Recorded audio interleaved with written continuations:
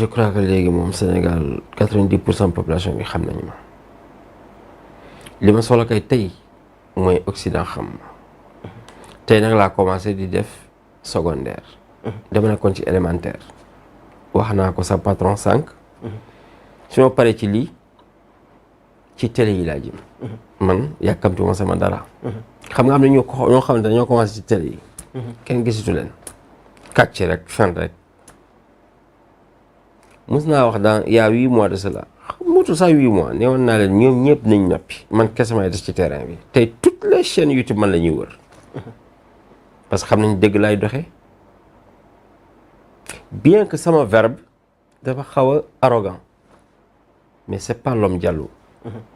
Arrogance bi c'est rien que je n'aime que la vérité te ñooñu di fen takk rajo yi ñoom rek laay waxal mais c'est pas les patients ou les futurs patients laay waxal.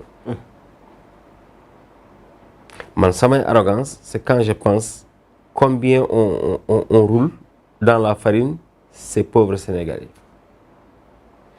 Pourquoi vous continuez d'être trahis, d'être menti ñu leen di nax guddeeg bi ci Sénégalais moo bëgg ko nax. Je suis venu aujourd'hui c'est pour que yéen ngeen jàpp ci combat bi ni gaynde yi yëkkatee Sénégal jëm kaw noonu laa bëggee adduna bi yëpp ñëw Sénégal di faju. C'est mon objectif. billahi wallahi taallahi wal kitaab dëgg bu wér péng laa yor ci faj yàlla moom may secret bi ginnaaw jàng naa nag mais mu def ci barke li may faj benn médecine moderne doo ko faj te ma jàng ko mën ko xarañ ci yàlla may ma ci. Je fais de la naturopathie c'est comme dire tradipraticien mais ku xam dosage kuy xool patient am xam poids am xam nombre d'âge am je prends tout ça en compte balaa ma jox sama garab. xam aussi l'origine de toute maladie je soigne toujours le mal en profondeur. du ma faj hémorroïde jaaruma ci biir bi parce que tilimaay biir mooy indi hémorroïde. du ma faj impuissance sexuelle jaaruma ci biir bi parce que biir bi mooy rey góor. rétrécissement sexuel ku koy am colopathie wala biir bu seere moo la koy jox biir bu tilim. du ma damay naan guddal awra moom xaw ma ko aw ma ko gëwuma ko am mais raxas sa biir laa xam toujours ci biir laay jaar. xam nga biir bu tilimee dina jox colopathie biir bu tilimee dina jox faiblesse sexuelle biir bu tilimee dina jox tànk yu tàng ci suuf biir bu tilimee dina jox bët yu lëndëm biir bu tilimee dina jox bopp bu metti tout le temps biir bu tilimee dina jox colopathie ak constipation wala constipation boo amee constipation da ngay am mettitu ndigg biir bu tilimee da ngay am hémorroïde. am na ñoo xamante ne dañoo am problème de dos.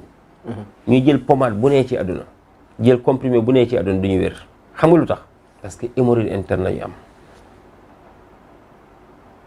bu ñuy jël garab bu ñuy raxasee biir bi jël garab hémorroïde bi rek di ñu wér. ils n'ont même pas besoin de prendre les médicaments de courbature. D'accord. donc biir day indi 37 maladies. man même su may faj asthme xam nga faj asthme allergique dafa am chronique sportif yooyu yëpp dama koy faj en 4 semaines nga wér s'il vous plaît. du ma ko faj mukk jaaruma ci biir bi. c'est que la médecine moderne est incapable de faire nettoyer le ventre amuñu garabam. ils disent même que la colopathie qu'elle soit chronique ou fonctionnelle c'est régime à vie fen loo naa leen man boo amee colopathie 15 000 nga fay benn ngay naan garab bi benn jour wér nga. alors mais docteur yan garab nga utiliser. garab plante. garab yi ñuy gis ci àll bi. waaw ay ñoom garab yi ñëpp am lay utiliser mais problème bi xam dosage bi. ak ni ñu koy utiliser mooy problème bi. xam nga am na ñuy faj hépatite ñuy naan dañuy faj hépatite di laaj ay 200 000 ay nangam. te man xam naa ne hépatite su ma ko fajul keneen mënu ko faj actuellement nii. ñëw ma nag je suis le seul connaisseur déedéet dama ne actuellement nii parce que nag dañuy gëstu xamante nañ suñu biir ku nekk ci réseau bi xam nañ la. ñoom ci suñuy magasin dépôt fi ñuy jaayee suñuy garab yi. foofu la ñuy jëlee garab yi. mais gis naa ñoom ni ñuy waxee mode d'emploi bi xamuñ du noonu. dañ leen naan tàngalal kaasu ndox bu tàng def ci benn kudd wala ñu naan def ci meew garab hépatite kenn du ko def ci meew. ça c'était juste une parenthèse. pour revenir justement ci biir bi. même bu ñuy faj ulcère gisoo au niveau de l'hôpital la médecine moderne ulcère du wér dañ lay màccaloo garab ba nga bëgg a dee man 4 semaines nga wér ci ulcère 4 semaines parce que li indi ulcère bi laay faj toujours biir bi la bu tit yi bu bouché boo lekkee doo mën a digérer muy am reflux gastrique même reflux gastrique ak ulcère bokkul yooyu yëpp dañ koy traité. ci lu gaaw te ñoom mënuñ ko léegi nii kii yi di remonté mën na dem ba bëtti butit yi bu ko bëttee estomac yi boo amee góom la ñuy wax ulcère boo amul góom ñu ne estomac balaa ma koy faj il faut ma raxas sa biir même dënn buy fàtt il faut nga raxas biir borom d'abord balaa nga koy jox garabu dënn buy fàtt wala dënn buy metti même problème de cœur il faut d'abord nettoyer le ventre de la personne est-ce que xam nga cardiaque da ngay gis koo xamante ne valve bi dafa bouché wala mu nar a opéré day fay 7 millions ni wala ñu nar ko yóbbu Tunisie muy fay 11 millions man nga ñëw fay ma 50 000 4 semaines nga wér.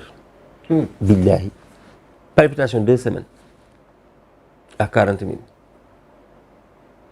c'est ça que je veux imposer au monde surtout monde occidental commencé nañu ñëw parce que tubaab yi ñaanul bu gisee patient am ñëw am hernie discale war a ñëw opération dans 5 mois entre temps jaar na ci jàllu faj na ko ci 16 semaines 4 fois 4 semaines 4 mois à peu près. da lay laaj kan moo la faj tous ces autres patients futurs def leen ne dem leen Sénégal wala commande leen garab bi ci kooku dañuy ñëw nag dañuy seet si boo fajee nit diabète. d'accord docteur boo ko defee noonu day xaw a jaxasoo ci kanam sénégalais yi mais d'abord dafa am lu ma bëgg ñu commencé ko mu di ndoxum siti nekk loo xam ni sonal na sénégalais yi ñu ci bëri lan mooy cause ndoxum siti ak lan mooy saafara si siti ñëpp ko am gis nga siti fii laa mënee tubaab yi fii laay dóori tubaab ak képp kuy fajkat ci biir ak ci siti biir feebar biir biir bu tilim colopathie constipation mooy ndeyu feebar yi nee naal 37 maladies lay indi siti mooy bàyyi feebar yi arthrose est-ce que xam nga arthrose siti moo koy indi siti mooy wooloo yukk yi moo tax tubaab mënu ko faj tubaab xamul luy siti médecine moo tax xamuñ luy siti psoriasis sax lañ ko wooyee c'est-à-dire P psoriasis du loolu ils n'ont aucun remède pour ça man arthrose je traite ça en 12 semaines 3 fois 4 semaines c'est-à-dire donc un peu moins de 3 mois mais balaa nga fay arthrose il faut nga faj siti 40 000 ngay fay par mois 150 000 global wér nga ci arthrose c'est-à-dire 30 000 siti 40 000 fois 3 wér nga ci arthrose amul fenn sauf nag boo dof loo nag ba ñu opéré defal la déjà plastique bi ci biir moom kooku mën naa la calmer say douleur mais tant que dindoo ko du ma la faj wala ngay dem ñuy injecté di tirer ndox mi. donc d'abord avant muy dem di seeti médecine moderne yow mën nga ko faj. même bu demee seeti médecine moderne bu dee rek xam nga ñoom mënuñu lu dul joxe ay calmants ay corticoïdes. même comme polyarthrite rhumatoïde par exemple c'est plusieurs arthroses et rhumatisme dem ba déformer sa yax. tubaab mun na ko man dina koy faj minimum ci 4 mois am na ñuy di faju nag 6 mois ça dépend ci ampleur rhumatisme bi ni mu déformé yax yi loolu doo ko fajoo siti ñoom xamuñu ko ay corticoïdes lañ lay jox te ñoom xam nañ ne corticoïdes dafa am effet secondaire wax ma déjà garab yi nekk ci tubaab yi du ma tudd seen tur du ma tudd dara ah lan lañ faj palu sax mënuñ ko pire que ça aspirine bi ñuy naan day faj bopp bu métti ak paracétamol ñoom ñoo gën a xam ne fajul bopp bu métti. ah bon léegi lan moo tax ñoom xam nañ ko ñu koy presque xam nañ ko te mu wax la le pire encore de ça dañ lay taneloo lii créer la leneen ma jox la kii bi je me c'est-à-dire boo waxee dara nag da nga ciy indi firnde ñoom ñoo la gën a xam ne aspirine wala paracétamol kenn du ko naan à jeun kenn du ko naan fekk nekkoo di lekk c'est au cours des repas qu'on le prend sinon bombe la c'est une bombe hépatique. ah bon baaxul ci foie ñoo ko gën a xam toxine yépp ci foie bi lañ jëm ñoo gën a xam mais ça les arrange boo moytuwul defi greffe wala nga am hépatite B ba léegi ñoom xamuñu les causes exactes de l'hépatite B man tey ma wax la ko mooy lan première cause bi ci Seydina Muhammad sallallahu alayhi wa sallam la jógee moo njëkk ne bàyyi leen di naan di taxaw wala di lekkee main gauche tey ku dugg restaurant couteau main droite fourchette main gauche xam nga et le docteur mooy Seydina Muhammad fi ko bàyyi ña si naan tabibi qaribun hal siqaami tasmu yuqaabiluni yowma almuqafa almushafu arani ida ma jiitu yowman muhammadan taqa mali kama tawaqu foofu mu ngi woy médecin bi léegi kooku moo njëkk alerté day indi feebaru foie nee na bàyyi leen di naan di taxaw wala di lekkee main gauche day indi feebaru rees deuxièmement xoolal ñu ñëpp bu ñu feebaree suba teel lañ lay jox aspirine nga naan wala xaaji guddi lekkoo defoo dara xamuñ sax ndax reer ñu jox la aspirine mën na la jox hépatite troisièmement tout ce qui est fruits de mer day joxe hépatite am na ñuy yor hépatite ba léegi ñu ngi continuer di lekk crevette géej jën c'est très dangereux ñoom li ñu ci xam mooy bàyyi lu niin te xamuñ ne café sax baaxu ci ataaya sax baaxu ci koo am hépatite man je te soigne ça en 8 mois avant c'était 6 mois mais dafa am beneen remarque bu ñuy def avec des pharmaciens et des médecins que j'ai traité l'hépatite au fur et à mesure ngay faj da ngay gën di xam affaire yi 6 mois la doon fajee léegi 8 mois la ngay fajee. et man na y a pas mieux que moi sur terre kuy faj hépatite amul. à l'hôpital moderne dañ leen naan demal rendez-vous ay 3 mois 6 mois 1 an demal ñuy vérifier actuellement le virus dort yow virus bi fu muy nelawee mënoo ko faj bu yeewoo nooy def.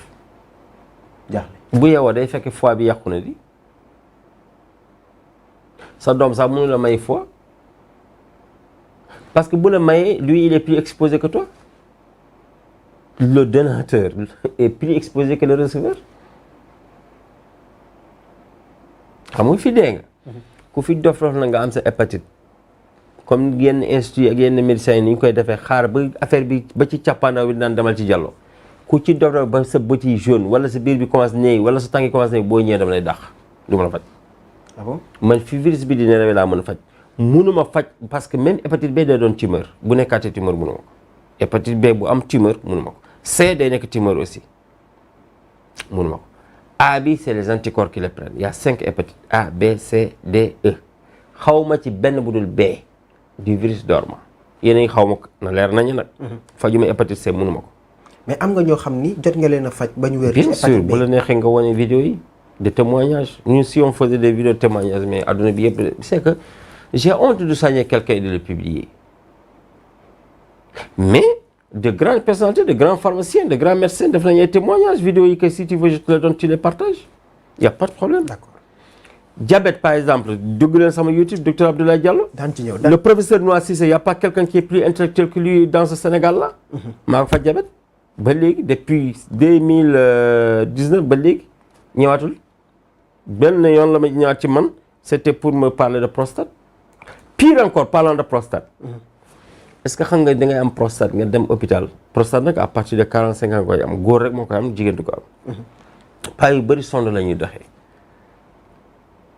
gars yi boo demee ci yenn hôpitaux yi ñoom dañoo yor seen clinique fi ñuy dóor xaar fi ñuy def xarmat dañuy def tout possible pour virer la foofu pour ñu mën a am xaalis opération lañ lay defal te téye exposé man 4 semaines laa lay faj prostate 50 000 ngay fay avant c'était 40 000 léegi 50 000 la 50 000 ngay fay nga wér ci 2 semaines traitement bi 4 semaines la mais 2 semaines boo ñëwee rendez-vous nga ne ma alhamdulilah mu doon prostate buy saw loolu bëri mu doon prostate bu tëju bu tëj saw yi mu doon prostate bu néewi hypertrophie benn de la prostate mu doon prostate bu tàng mu doon prostate bu am góom mais yooyu yëpp dañ daan gis ni mooy prostate boobu nga tudd dañuy gis ni ku ci dara rek da ngay gaaw profité dem hôpital gis tubaab bi ñu bindal la ay comprimés des fois nga ñu defal ay poche affaire yooyu noonu yow tey jii nga ne da nga koy faj ci 4 semaines déggoo ma de lu tax yéen doon gëm suñu bopp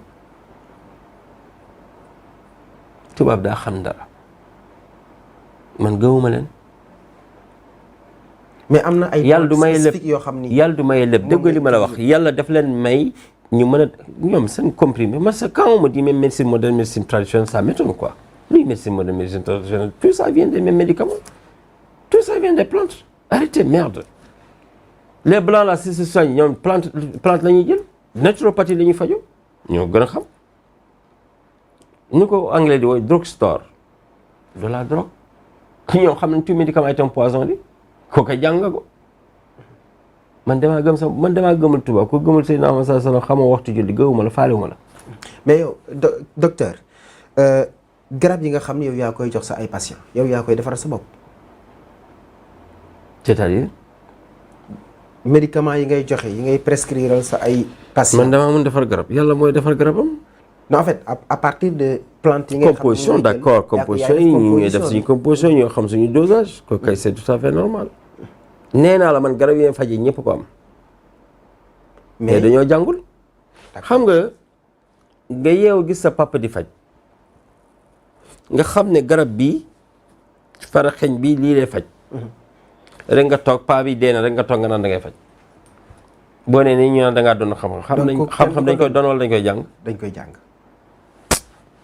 nit ñi xam nga nit ñi Sénégal moo bëgg koy nax xam-xam dañ koy jàng. nit ñi même boo leen déggee ni ñuy waxee da nga xam ne ñii ay dóorkat lañu. Sénégal nag moo bëgg ko nax mais problème bi aussi yenn médias yi la. dañuy tendre micro à des vauriens. duñu gëstu. li ngeen di fay rek la ñuy xool ñu tegal la sa vidéo ñu def double maladie nag le malade n'est pas guéri la poche est malade benn défaut daal am naa ko dama tàng